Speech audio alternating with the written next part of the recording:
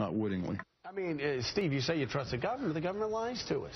The government's always lied to us. Look, I think as Richard Haas pointed out in the last hour, the guy was in an impossible position, right? He's dealing with a classified program, being asked about it, obviously on television, and he gave, I think, the best answer he could. But look, the fact is, Joe, you have the chairman of the two intelligence committees, Dianne Feinstein, right, Mike Rogers, bipartisan, basically saying, we knew, we approved, this is what the government should be doing, we are on board. Chris Matthews? Well, I'm always skeptical. I was surprised you did it, Joe. We'll start a fight now, but I'm surprised you use that word government like it's one institution, that it's some monolithic thing that we have nothing to do with. We have an elected government. It's reelected in the U.S. Congress every 2 years. We have committees on intelligence which are well informed, and I have tremendous faith in Dianne Feinstein. I've always had for years, for her, decades. Well, we have an elected government. No, because she just used the word government. You know, if the United States government is made up of branches. Does that disqualify me from asking about Dianne Feinstein? Dianne Feinstein knew about waterboarding. Dianne Feinstein was briefed in 2002, 2003, 2004. Suddenly, the Washington Post does a story on it, and suddenly everybody's hair, they run out of the Capitol with their hair on fire, and they're shocked. I mean, come on, Chris. We've seen this time and time again when we're at war. You've got politicians in Washington, D.C. that give the federal government what it wants. You got it. Let me just tell you, that's your argument and that's Jeffrey's argument. It's not mine. I've lived in this city for 40 years. I know it's made up of very many parts of people all at war with each other. In fact, every congressional office, every Senate office is its own entity. Every agency is its own entity, including the IRS.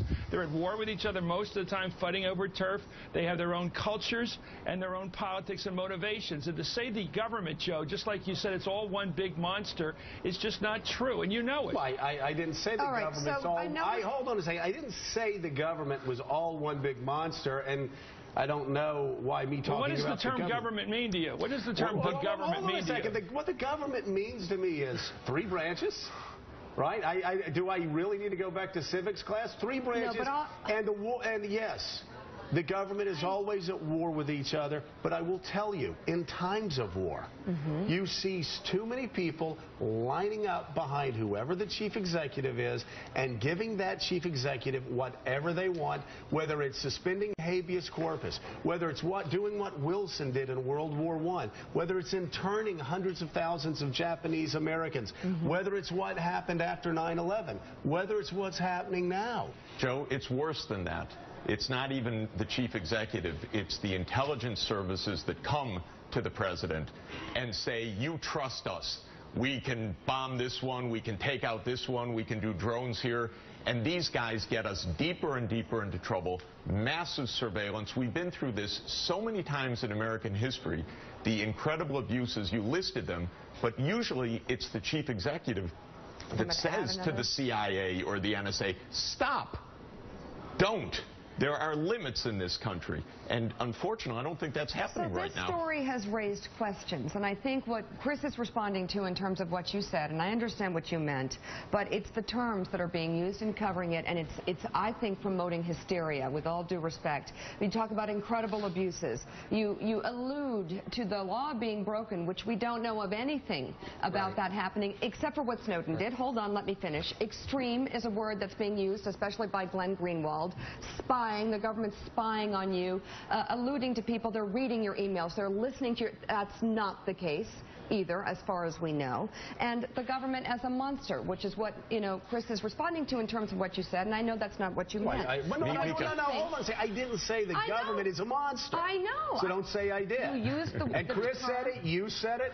Jeffrey, would you like to say it? Would you like to say it? I didn't say that. My point is, this story is not so simple. It's not black and white, and everybody actually has a point of view on both sides. Let me say, though, hold on a second. Let me say this as the only Republican, I think, in this area code right now. It sure as hell was simple when George W. Bush was president. Everybody sure got the long knives out when George W. Bush was president, and every single story, hold on, as the one Republican in the area code, I can say this. All of these questions were so simple, Mika. It was so black and white. George Bush and Dick Cheney, they were evil. Now suddenly, we're launching drone strikes into countries, killing civilians where we aren't even at war. And we're killing Americans. And suddenly everybody goes, you know what? This is such a complicated... Not everybody, because this is not a partisan issue. Come on. This is We're killing Americans. This is a national, but this is a national security state out of control, whether it's Republicans or Democrats. Let's go to Sam Stein. He hasn't talked yet. And by the way, everybody be careful moving forward, because I've got tapes from 2005, 2006, 2007, 2008, all talking about how George W. Bush was the devil for doing things that Barack Obama have expanded upon.